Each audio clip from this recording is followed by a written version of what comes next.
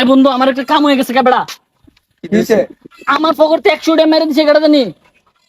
Ida আমি সইতারি না, আমার 100 টাকা আমার ফেরত লাগবে, এটা তোরা বাই করে দিবি। আমার 100 টাকা গাইবে আরে গেছে। বাপসাপটা তো ভালো দেখতেছি না, দোষটা কি আমার ফেস আব্বো নাকি? কেডা টিয়াটা নিছো ছোট বে টিয়াটা তাড়াতাড়ি বের করে দে। কেডা নিছো তাড়াতাড়ি ক টিয়াটা। আমি নিছি না বেটিয়া। আরে টিয়া তো আমিও নিছি না। তা আমার টাকা কে নিছে? হ্যাঁ আমার টাকা ভাই আপনি বাই করে দিবেন। ভাই আমার তো একদিন সন্দেহ লাগতাছে টিয়াটা রিফেটটা নিছেন। ভাই টিয়াটা দে তুই। দে বেটা।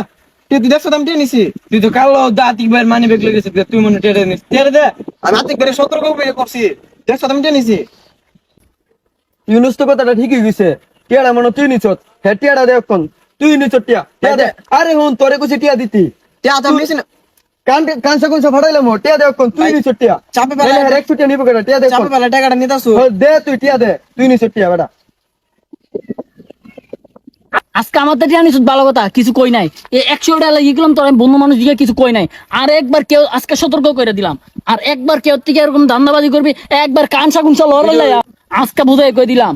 আর একবার তাতে এরকম নাও, সাবধান করে দিলাম।